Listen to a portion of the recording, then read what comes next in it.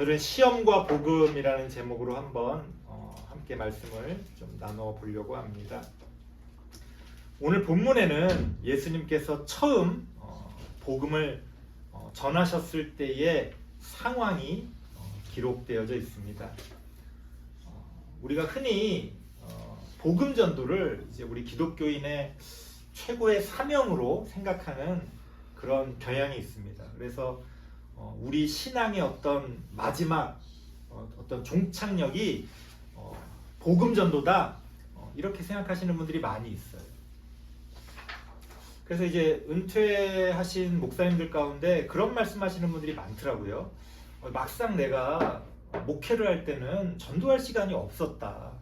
그래서 막상 이제 내가 은퇴를 하고 나니까 이제 내가 이제라도 죽을 때까지 복음을 전하다가 내가 가겠다. 그런 말씀하시는 분이 많습니다. 왜 그런 생각을 합니까? 뭔가 우리 신앙의 마지막 열매, 마지막 어떤 모습은 복음을 전하는 거다. 이제 우리가 그렇게 생각한다는 거죠. 과연 그럴까요?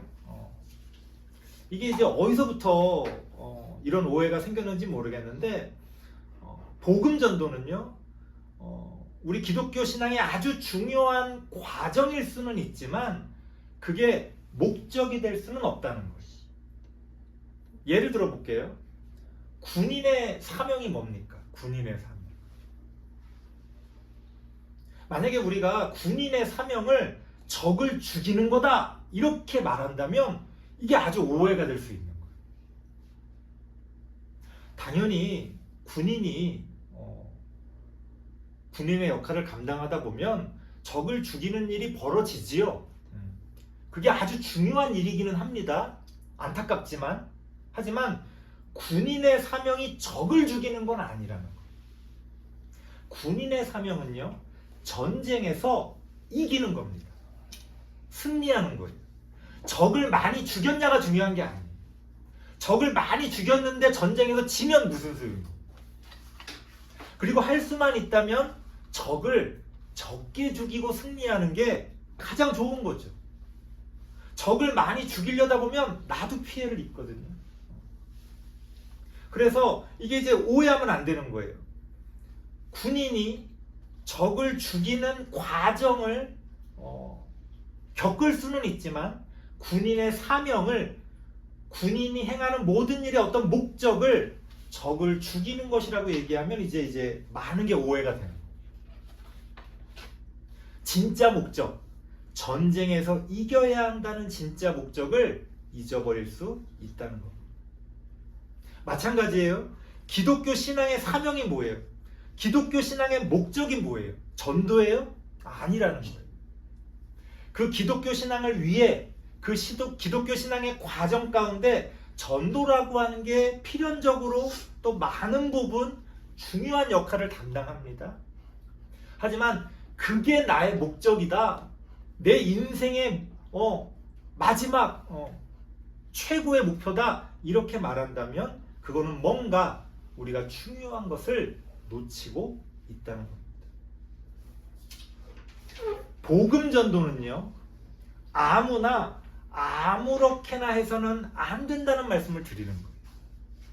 그냥 그 복음 전도 자체를 하나의 목표로 생각하니까 그냥 내가 복음을 전했냐 안 전했냐, 그것만 가지고 모든 걸 판단해요. 그건 뭔가 중요한 걸 놓치고 있는 거예요.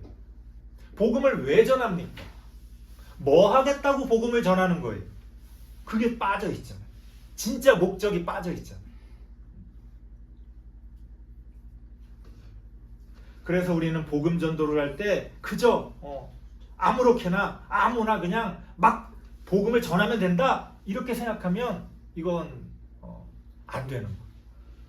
우리가 그런 식으로 하다 보니까 교회에서 함부로 전도하고 아무나 전도하는 그런 일들이 벌어져요. 사실 전도는 되게 어려운 거고요, 조심스러운 겁니다. 아무나 전도해도 안 되고 아무렇게나 전도해도 안 된다는 거예요. 그렇다면 누가 어떻게 복음을 전도해야 할까? 오늘 본문 말씀을 통해 한번 하나씩 살펴보도록 하겠습니다. 13절 한번 같이 읽어볼까요? 13절 말씀. 마가복음 1장 13절입니다. 시작. 광야에서 40일을 계시면서 사탄에게 시험을 받으시며 들짐승과 함께 계시니 천사들이 수종 들더라. 예수님께서 복음을 전하기 전에 먼저 어떤 걸 겪으셨느냐? 사탄에게 시험을 당하셨다는 거예요. 이거는 공간복음서 전체 마태, 마가, 누가복음에 다 기록되어져 있는 아주 중요한 내용입니다. 왜? 예수님은 하나님의 아들이신데 그냥 복음을 전하면 되지. 왜 복음을 전하기 전에 사탄에게 시험을 당하셨을까? 이 사실은 굉장히 의미심장한 어떤 의미를 우리에게 던져줍니다. 자, 여기서 말하는 시험이라는 게 구체적으로 어떤 거죠? 마가복음에는 그 구체적인 내용이 나오질 않아요. 근데 마태복음과 누가복음에는 아주 길게 이 시험을 설명하고 있습니다. 우리가 아주 잘 알고 있는 거죠. 세 가지 시험이 나옵니다. 첫 번째는 뭐예요? 이제 광야에서 굶주리셨던 그 예수님에게 사탄이 나타나서 이제 유혹을 합니다. 야, 배고프지? 너 능력 있잖아? 여기 있는 이 돌로 떡을 한번 만들어 봐. 그래서 그 떡을 한번 먹으면 배부르잖아. 너의 능력을 그렇게 사용해 봐. 돌을 떡으로 만들어 보라는 그런 어떤 사탄의 유혹을 받습니다. 이거는 인간의 가장 원초적인 물질적인 유혹이에요. 우리 그렇잖아요. 풍요롭고 돈 많고 부유하게 그렇게 살고 싶은 우리의 마음들. 이건 뭐 누구에게나 다 있는 거거든. 두 번째 사탄의 시험이 뭐예요? 성전 꼭대기로 예수님을 데리고 가서는 야, 여기서 뛰어내려. 넌 하나님의 아들이니까 너가 여기서 뛰어내리면 천사가 너를 보호해 줄 거야. 이게 무슨 유혹입니까? 어떤 기적적인 행위를 통해 종교적인 명성을 높이려는 그런 유혹이. 우리가 신앙생활 한다고 할 때요, 뭐 하나님 말씀대로 하나님만 있으면 돼, 뭐 이런 얘기하지만 사실은 막상 신앙생활 하다 보면요, 어떤 종교적인 어떤 명성을 얻고 싶어요. 이렇게 인정을 받고 싶어요. 모두가 그렇습니다. 교회 나와서 조금만 이렇게 교회를 하고 뭘 하다 보면 주목받고 싶어하고 인정받고 싶어하고 누가 알아주기를 바래요. 목사도 예외는 아닙니다. 목회를 하나님의 뜻에 따라 하나님과 함께 하나님의 말씀대로 한다고 그러지만 사람들이 알아주길 원해요. 종교적인 명성을 얻길 원합니다. 거기에 어떤 신앙적인 기적들이 함께하기를 원해요. 뭔가 그냥 차근차근 한 걸음 한 걸음 합리적으로 어떤 일을 이루어가는 게 아니고, 모든 목사님들이 꿈꾸는 것 중에 하나가 있어요. 어떤 좀 부자 성도가 땅 좀 딱 받쳐가지고 교회 건축 쫙 하고 막 그랬으면 좋겠다. 그냥 성도들 한 명 한 명이 조금씩 하나님께 정성을 바치고 그것들을 통해서 뭔가 한 걸음 한 걸음 하나님의 뜻을 이루어가는 게 아니고, 그냥 누가 그냥 귀인이 나타나가지고 혹은 그냥 나한테 어떤 능력이 있어가지고 막 병이 낫고 막 이런 어떤 욕망들이 있어요. 막 그런 어떤 상상을 합니다. 내가 기도만 하면 막 사람들이 낫고 막 그런 일들이 벌어지면 얼마나 좋을까? 왜 그래요? 이런 것들이 다 유혹이. 우리는 신앙생활을 한다고 하면서도 그런 유혹을 크게 벗어나지 못합니다. 세 번째 시험은 뭐죠? 사탄이 예수님에게 나에게 엎드려 경배하면 이 세상 모든 권세와 영광을 다 주겠다, 이렇게 이야기합니다. 무슨 얘기예요? 이건 이제 정치적인 타협을 이야기합니다. 네가 조금만 수그리면 다 좋은 게 좋은 거잖아. 꼭 우리가 싸워야 돼? 꼭 이렇게 옳고 그름을 따져야 돼? 적당히 우리가 타협하면 세속적으로 큰 영광을 얻을 수가 있다는 거예요. 자, 이 세 가지 유혹은요, 우리의 삶 가운데서요, 아주 흔히 또 다양한 형태로 반복되는 그런 유혹입니다. 우리는요, 예수님이 이러한 시험을 이제 마태복음과 누가복음에 보면 나옵니다. 어떤 이러저러한 말씀으로 이 시험을 통과하셨다. 우린 그렇게 생각을 해요. 예수님이 하나님의 아들이시지만 복음을 전하시기 전에 이러저러한 유혹들을 이러저러한 말씀으로 통과했다. 이렇게 생각합니다. 그리고 그 통과를 어떤 식으로 상상하냐면 어떤 정답을 맞춰서 통과했다고 생각해. 마치 시험, 이렇게 우리 시험 보듯이 100점, 90점 이상 합격. 그런데 여기서 이야기하는 시험은요, 그런 식의 시험이 아니라는 거예요. 그리고 사실은요, 우리가 우리의 삶 가운데서 겪는 시험도 사실은 그런 시험이 아니에요. 우리 학교 다닐 때 시험 많이 봤잖아요. 그 시험 왜 봅니까? 어떤 점수를 맞아가지고 통과하려고 봐요? 아니요.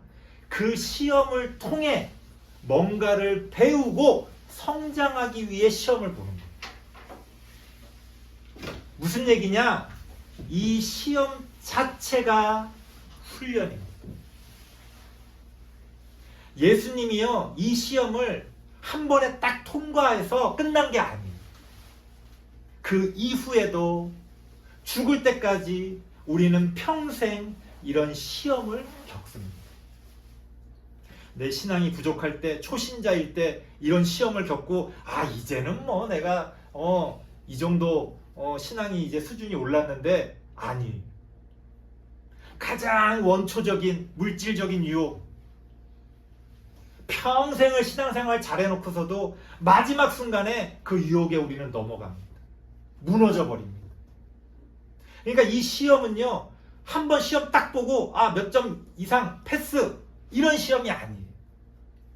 우리가 평생을 통해 우리의 신앙생활 가운데 끊임없이 겪을 수밖에 없는 그런 유혹입니다.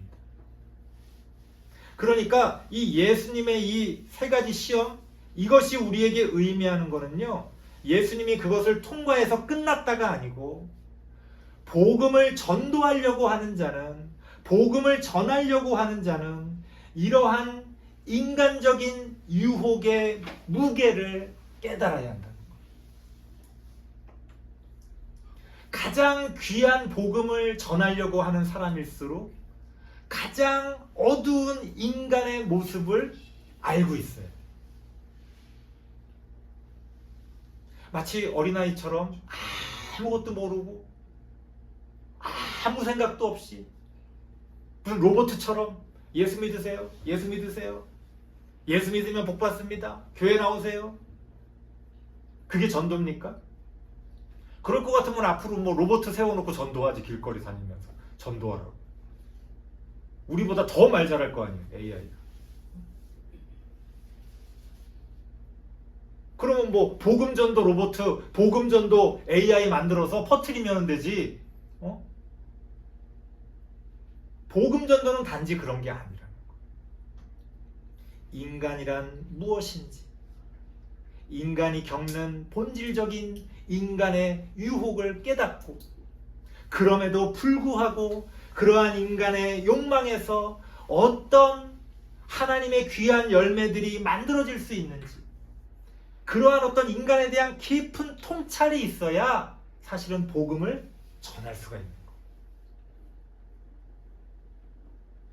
예수님 믿고 천국 가세요 라고 한마디 했을 때 거기에는요, 수많은 것들이 담겨 있는 거예요. 예수가 누군지, 믿는다는 게 뭔지, 천국은 또 뭔지, 거기에 대한 이해와 깊이가 없이 그저 그냥 앵무새처럼 복음을 전한다? 그런 식의 전도는요, 안 하는 이만 못합니다. 오늘 성경이 우리에게 이야기하는 것은 예수님께서 바로 그런 인간에 대한 깊은 이해를 통해 복음 전도를 시작하셨다는 거예요. 그리고 우리 또한 그런 예수님을 본받아서 바로 그러한 시험을 감당하며 그 시험 가운데 이러한 유혹들이 얼마나 무겁게 우리를 짓누르고 있는가, 우리가 얼마나 부족하고 얼마나 죄인인지 그것을 깨닫고 그것을 이겨내가는 과정 가운데서 우리도 예수님과 같은 복음 전도자가 될 수 있다는 겁니다. 12절 말씀 한번 찾아보겠습니다. 12절 함께 읽겠습니다. 시작. 성령이 곧 예수를 광야로 몰아내신지라. 무슨 얘기예요? 이 시험을 그저 마귀가, 사탄이 예수님을 넘어뜨리려고 유혹하려고 한 게 아니고 성령께서, 하나님께서 허락하신 그러한 시험이라는 것.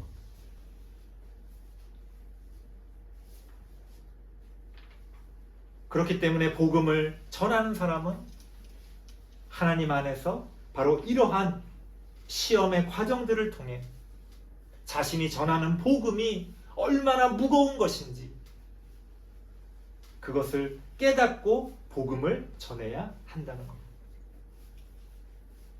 저는 전에도 그런 말씀 드렸던 적이 있는 것 같은데 무슨 전도법, 제일 저는 싫어하는 말이에요. 전도는 그런 기술이 아니거든요.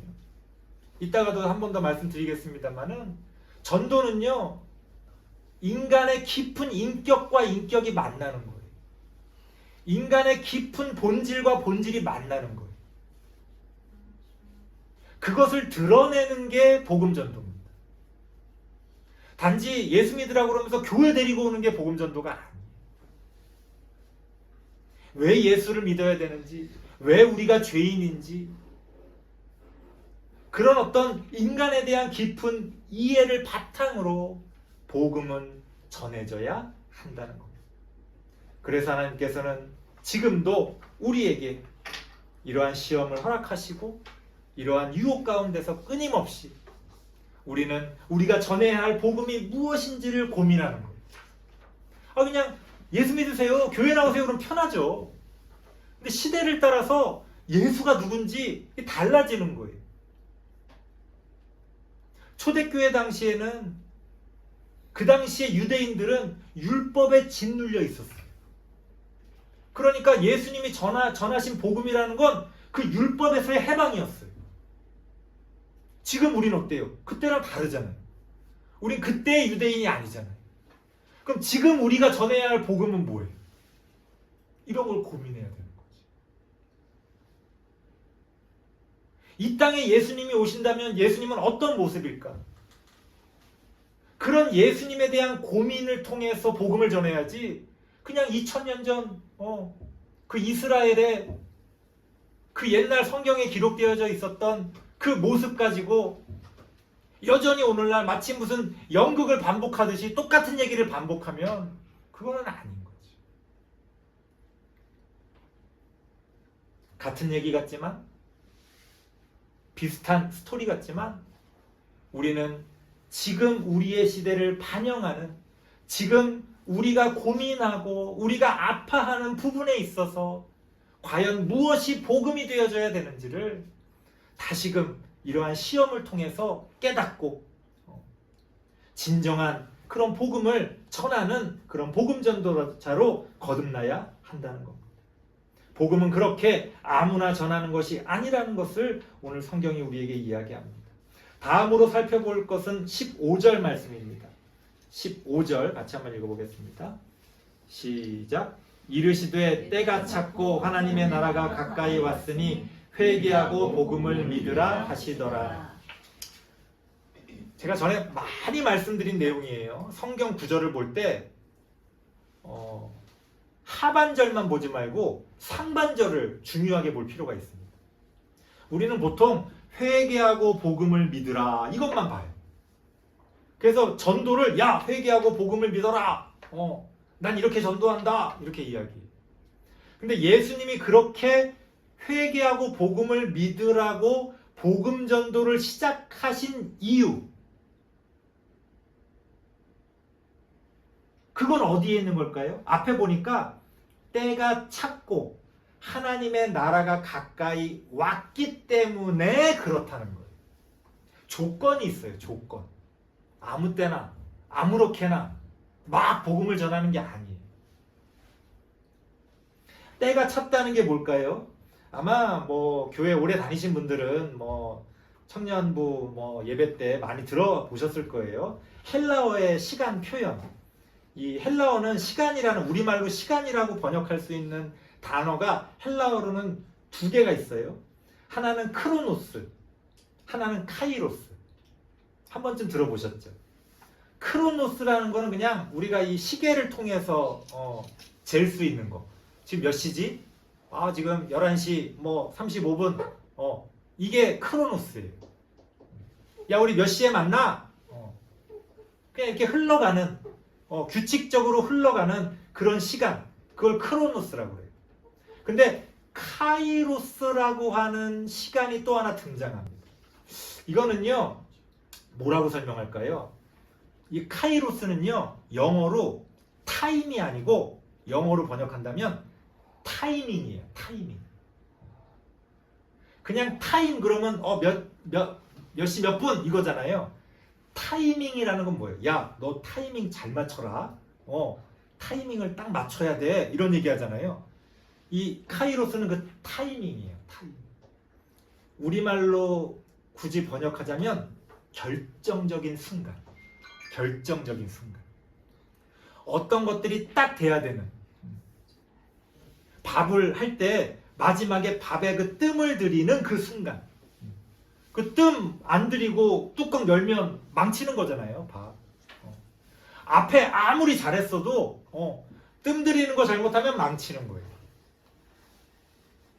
카이로스는 그런 타이밍을 우리에게 이야기합니다. 때가 찼다는 건 뭐냐? 하나님의 타이밍이, 그 타이밍의 결정적인 순간이 왔다는 거예요. 무엇인가가 완성되고 성취되는 순간이 임박했다는 거예요. 자, 어떤 때가, 무엇이 완성되고 성취되는 순간이라는 거예요? 무엇이 지금 우리 앞에 다가오는 순간이라는 거예요? 뭐라고 이야기합니까? 하나님의 나라가 가까이 왔다는 거예요. 마가복음을 전체적으로 읽어보면요, 복음이라는 말이 8번 나와요. 복음이라는 말이. 근데 하나님의 나라라는 말은 14번 나옵니다. 예수님의 사상을 가장 잘 표현하는 것이 하나님의 나라예요. 그러니까 우리가 복음을 믿으라고 말하지만 우리는 이게 이제 동어 반복인데, 복음을 믿는 게 뭐예요? 예수를 믿어야지. 예수를 믿는 게 뭐예요? 복음을 믿는 거지. 이 같은 자리에서 논리가 맴돌아요. 예수님이 전하신 게 복음이에요. 그 복음은 뭐예요? 예수님이지. 이러면 안 되는 거예요. 복음은 하나님의 나라예요. 예수님이 전하신 복음은 하나님의 나라예요. 근데 우리는 복음 전도라고 하는 개념만을 반복하지 그 복음이 뭔지에 대해서는 깊이 생각하거나 이해하거나 말하지 않는다는 거예요. 예수님이 전한 복음은 분명한 실체가 있었습니다. 하나님의 나라라고 하는 분명한 실체가 있었어요. 구체적인 어떤 것이 있었어요. 그 하나님의 나라가 결정적인 순간, 우리의 삶 가운데서 이루어지는 결정적인 그 타이밍이 왔다는 거예요. 예수님은 그런 복음을 우리에게 전하셨습니다. 여기서 하나님의 나라라는 건 뭐 많이 들어보셨을 겁니다. 단순히 어떤 국가의 개념, 이런 영토를 이렇게 가지고 있는 그런 국가의 개념이 아니라 통치의 개념이라는 표현 아마 많이 들어보셨을 거예요. 근데 사실은 통치의 개념이라는 것도 좀 그 단어의 본래 뜻은 맞는데 의미는 분명하지 않아요. 뭐 통치 결국 그게 그거 아닌가? 여기서 말하는 하나님의 나라라고 할 때 나라를 좀 더 의역해서 번역을 하면요, 질서라는 거예요. 질서. 그러니까 하나님의 나라는 하나님의 새로운 질서를 말하는 거예요. 우리가 일상적으로 우리의 인간적인 삶 가운데서 갖고 있는 질서가 있잖아요. 그건 그거지. 그래. 공부 잘하는 사람이 최고지. 돈 있으면 최고지. 이게 우리가 갖고 있는 질서예요. 하나님의 질서는 전혀 다르다는 거예요.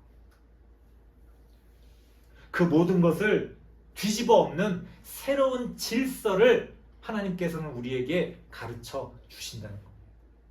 예수님은 바로 그 새로운 하나님의 질서를 우리에게 전하신 겁니다. 너희가 당연하다고 생각한 거 당연하지 않다. 너희가 가치 있다고 생각하는 거 그거 무가치하다. 그러면 새로운 질문이 나오는 거죠. 그러면 어떻게 살아야 되는 거지? 그럼 어떤 가치를 추구해야 되는 거지? 복음은 바로 그것을 우리에게 이야기하고 있다는 거예요. 그러니까 복음 전도라는 건 그 가치, 그 새로운 질서를 말할 수 있어야 되는 거예요. 그냥 예수 믿으세요, 교회 나오세요, 이게 전도가 아니고 이 시대에 우리에게 하나님이 주신 새로운 가치, 새로운 질서는 무엇인지를 말할 수가 있어야 돼요. 그러니까 어렵죠. 그러니까 복음 전도는 어려운 거예요. 그냥 아무렇게나 해서는 안 되는 거죠. 그 모든 것을 공부하고 그 모든 것을 깨닫고 그 모든 것을 고민하며 거기서 끄집어낸 어떤 한마디를 우리가 이 세상 가운데 던지는 거예요. 그것을 이 세상 사람들이 어떻게 받아들일지는 그건 우리에게 달려있는 게 아니에요. 우리는 그 하나의 복음을 우리 안에서 끄집어낼 수 있다면 우리의 사명을 다하는 겁니다. 그러니까 복음 전도라는 행위가 중요한 게 아니고 어떤 복음을 우리가 이 시대 가운데 꺼내놓을 수 있을 것인가? 우리 한국교회가 이 시대 가운데 대한민국에서 어떤 복음을 그들에게 끄집어낼 수 있을 것인가? 무엇을 보여줄 수 있을 것인가? 어떤 비전을 이야기할 수 있을 것인가? 사실은 우리는 그러한 생각을 가지고 복음을 전해야 한다는 겁니다. 그렇게 복음 전도는 그저 말로만 어떤 개념을 전하고 퍼뜨리는 행위가 아니라 하나님의 나라를 그렇게 세워가고 넓혀가는 행위라는 것을 우리가 기억해야 합니다. 설교를 마치겠습니다. 우리는 지금 어떤 복음을 전하고 있습니까? 우리가 전하고 있는 복음은 시험을 거친 복음입니까? 예수님께서 그 사탄의 시험을 겪으시고 복음을 전하시며 하나님의 뜻을 따라 이 세상 가운데 자신의 사명을 감당하셨던 것처럼 우리도 그러한 복음을 붙들고 시험 가운데서 우리가 전해야 할 복음이 무엇인지를 깊이 고민하며 그 복음을 전하는 우리 모든 성도님들 되시기를 바랍니다. 기도하겠습니다.